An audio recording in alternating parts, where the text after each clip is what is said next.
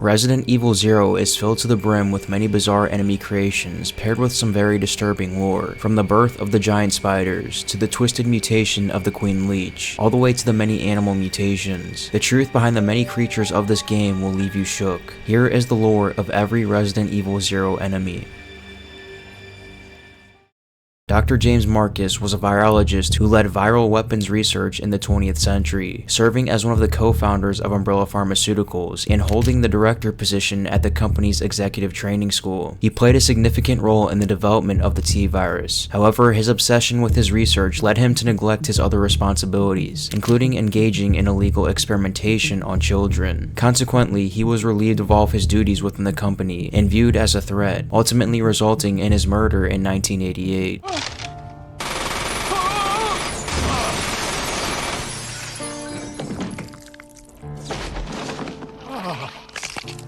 Marcus and his test subjects were subsequently disposed of in an underground river channel.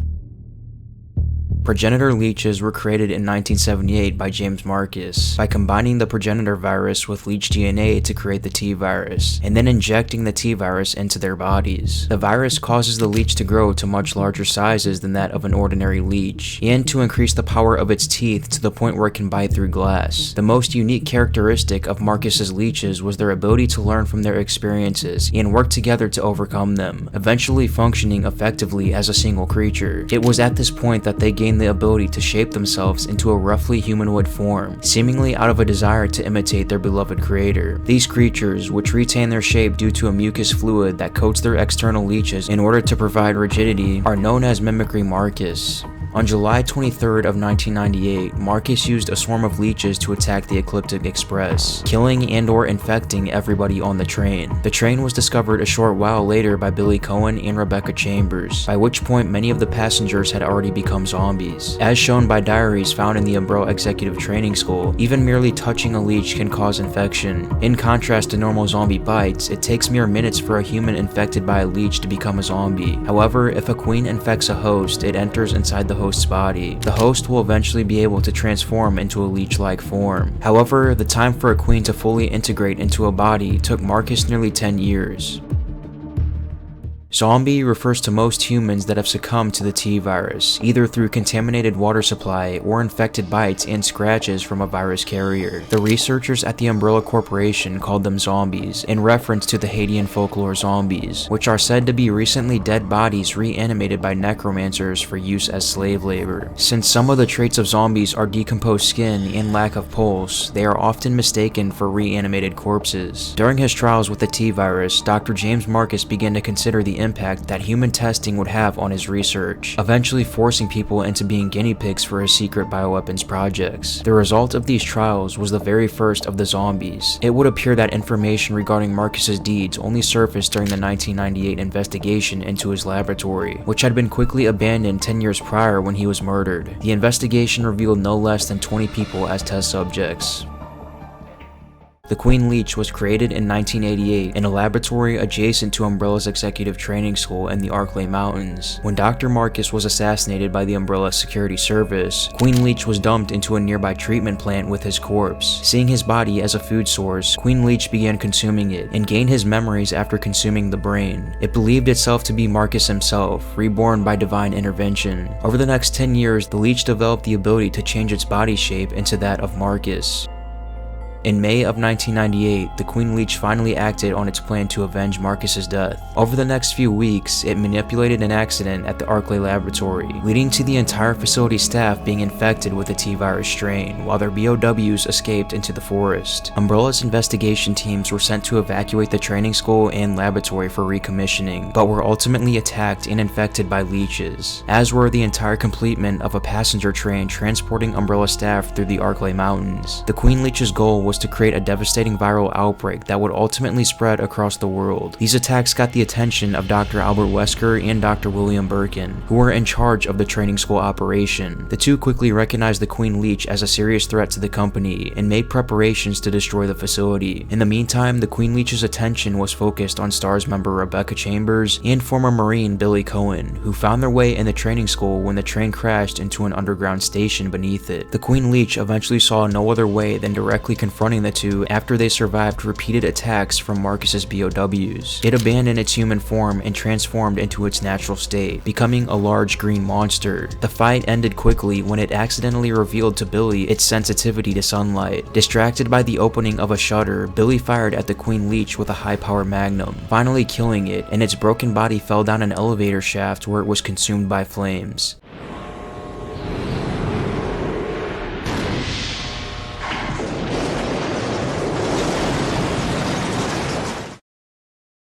The Cerberus was an early attempt at creating a controllable bioorganic weapon by Umbrella USA, in a project led by the Arklay Laboratory. They should not be confused with zombie dogs, which encompasses all dog breeds infected with any T-virus strain in the secondary form. Pronounced as the Greek word Cerberus, this creature was named after the mythological guardian of Hades, a gigantic dog with 3 heads and a collar made of venomous snakes. The Cerberus project began in the early 1980s as the T-virus strain was developed. It was hoped that the improved T-virus strain would create mutants more adequate for sale as military products, and Dobermans were specifically selected for the project due to their traits favoring military service. Though they suffered skin deterioration, their muscles were left largely intact, and this and their increased strength and aggression made them even more dangerous. As this BOW species was created from an existing animal, the cost to create the Cerberus prototypes was very low. Deemed a success, the later Cerberus was created by cloning one of the prototypes. The Arklay lab conducted testing on these dogs in the courtyard, all the way until the T-virus outbreak in 1998 when they escaped. Hungry and lacking their Umbrella trainers, they turned feral and began killing and eating hikers out in the Arklay Mountains. Members of this pack fought with stars, but it's unknown how many escaped the mansion incident. When exposed to the T-virus strain, one of the Doberman test subjects experienced a dramatic increase in strength and fighting instincts. The subject also lost the ability to be afraid, making it undisturbed by loud noises such as gunshots. In keeping with the dog's inherently social nature, the test subject was able to be trained to follow basic orders. This test subject was subsequently cloned to ensure all Cerberuses had the same advantages. Cerberuses visibly suffer from the necrosis of the skin, which can result in exposed bones and slightly decomposed musculature. These traits do not lessen their agility, however, and their fangs and claws are still considerably powerful. As intelligent social animals, Cerberuses were recorded by Umbrella USA as changing their attack styles depending on whether or not they were in a group. A single Cerberus attacks by running rings around the enemy before pouncing them with their full 172 pounds body mass and then biting them at the throat. If multiple Cerberuses are working as a team, they will take turns attacking an enemy, so they are constantly under attack.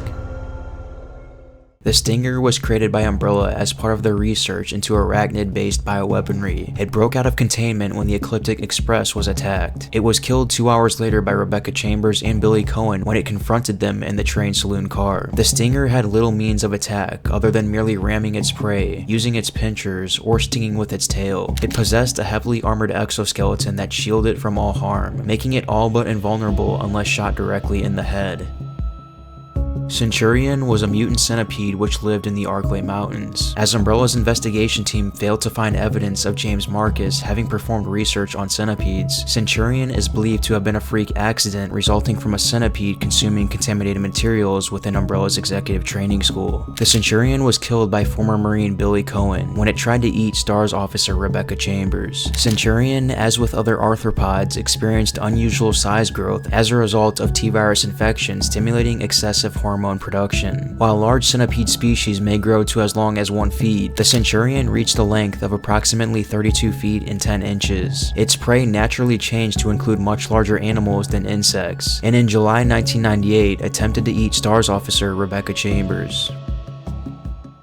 After the Raccoon City destruction incident caused by Queen Leech in the Arklay Mountains region, many crows became infected with the T-virus after consuming smaller infected animals. Unlike other animals infected by the T-virus, crows showed no visible signs of infection aside from their increased size. If threatened, however, they would attack their prey in a flock. Otherwise, they were harmless. It was through the crows that STARS Bravo team member Forrest Spire became infected with the T-virus. Infected crows would appear again after Raccoon City had become completely infected by the T-virus. T-Virus. These crows were noticeably more aggressive than the ones found at the Arklay laboratory, attacking anything they saw. Physically, the crows are unchanged. T-Virus infected crows have been known to vary in behavior. The crows found in the Arklay lab and its associated estate were rather reserved, standing still as humans walked past. Of these crows, they generally only attacked when disturbed by loud noises such as gunfire. Running in the cemetery was also enough to provoke an attack from them. In the Umbrella Executive Training School not too far away from the laboratory, a flock of crows attacked Rebecca Chambers and Billy Cohen by smashing through the windows of a room to reach them.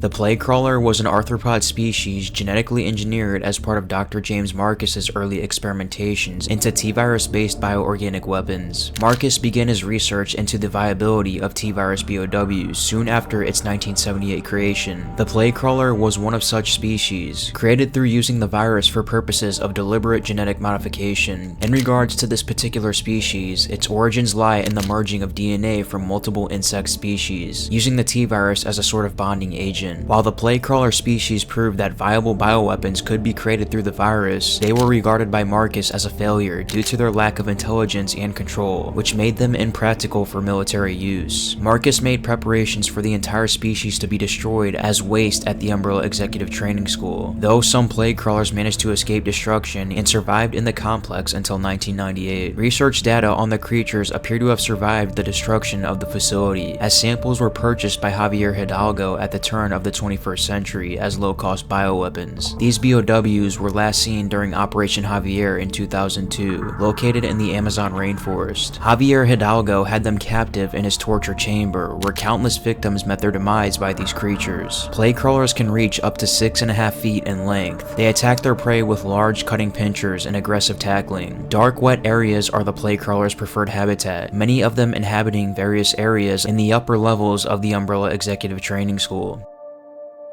The giant spider was a BOW created by Marcus during his early trials with the T-virus. While they appear identical to the web spinner, the two are of unrelated projects. The web spinner was created independently and without knowledge of Marcus's earlier research. The Eliminator was a primate-based BOW. It was one of the several early prototype weapons developed exclusively by Marcus during the test phases of the T-virus capabilities as a weapon. Developed alongside the Eliminator were the Lurker and plague crawlers, further displaying Marcus's fascination with the use of unlikely subjects as deadly weapons. Although initially deemed a successful product, the Eliminator was found to have undergone a significant decline in overall intelligence as a result of T-virus administration, which was supposed to be its greatest asset to Umbrella's BOW program. Mass production of the Eliminator was cancelled and only a handful of specimens were preserved for further testing and general research. Marcus instead turned his attention to the potential that human subjects presented as virus hosts, later providing William Birkin and Albert Wesker with their first scraps of information pertaining to the creation of the Tyrant class BOW. The existing Eliminators were left to rot, although James Marcus released them on Rebecca Chambers and Billy Cohen after they had infiltrated the Umbrella Executive Training School. Marcus noted that the remaining Eliminators had been exhausted by negligence and hunger, suggesting that they had not been at full strength when encountered. The infected bat is a rare mutation within bats that had already been infected with the T-virus. Their main distinction is their enlarged size. These creatures are capable of summoning other bats nearby with piercing screeches. One of the bats emerged during the T-virus outbreak at the Umbrella Executive Training School and made the chapel its home. This bat was killed on the night of July 23rd by STARS member Officer Rebecca Chambers and Billy Cohen. Infected bats can reach a height of 7 feet 3 inches and a combined body and wingspan of 24 feet 11 inches. The power of an infected bat's wings has been enhanced by the T-virus, and it can carry a full-grown human being for a limited time. The Hunter Alpha was one of the first fully functional and marketable BOWs produced by Umbrella. It was created by injecting reptilian DNA into a human embryo and administering the T-virus as a bonding agent. The Hunter Alpha went through intensive research and development at an underground lab in Raccoon City. Several hunters were transported to an Umbrella Management Training Center in 1998, either to be tested or in an effort to clear out mutants. After the investigation team was attacked, these hunters were left in their own devices, being later found at the school's Umbrell's anti-BOW training facility. The Hunter Alpha possess intelligence equivalent to orangutans, allowing them to follow a number of simple commands. Developing a degree of social interaction, hunters are known to work together in coordinated attacks on their targets. The Alpha model is extremely fast, capable of running in circles around the prey if they are allowed to get within close range. Lurkers were a species of frog created in the early years of T-virus research as part of a study in the effects of mutation on amphibians and their suitability as bioweapons. Created by Marcus, the failures in the Lurker indicated that amphibian-based bioweapons were impractical with the T-virus strains available at the time. In his research on progenitor in the early T-virus strains, Marcus chose frogs to represent the amphibia class of animal. The infected frogs were largely unbenefited by the viral infection, only increasing in size. It was largely agreed in Umbrella research for years to come that a bioweapon should have both strength and intellect, as the Lurker's brainpower did not improve beyond that of a frog species it was based on, making it unsuitable for military sales. Without intelligence, the increased aggression associated with T-virus infection would merely make it a danger to potential keepers. Lurkers lived and behaved largely the same as other frog species, with the most striking difference being the excessive hormone production which gave them great size. Lurkers were large enough to be able to swallow a human whole, and their powerful tongues made them formidable predators. Due to the primitive brains of amphibians, the Lurker test subjects could not be controlled, and were therefore unsuitable as bioweapons products and a hazard to the staff. A second flaw in the Lurkers was the loss of vision, though the empty eye sockets became useful as a second pair of ears.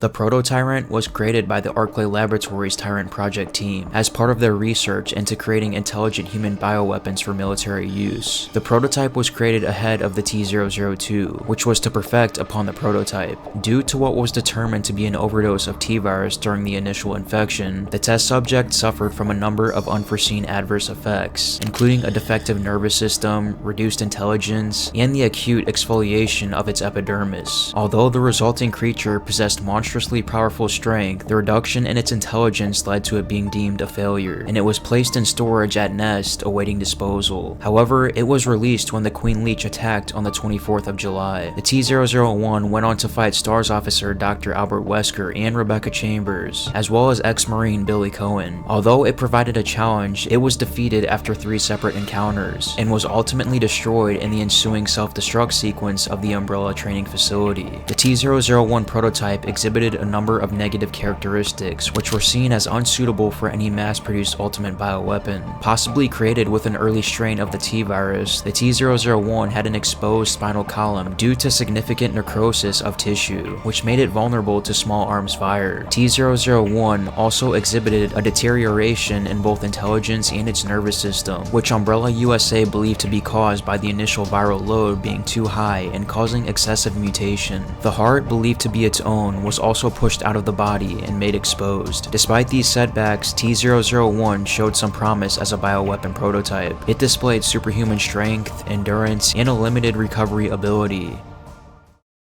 Click this video here to find out the disturbing lore of every enemy from Resident Evil Code Veronica. Thank you for watching.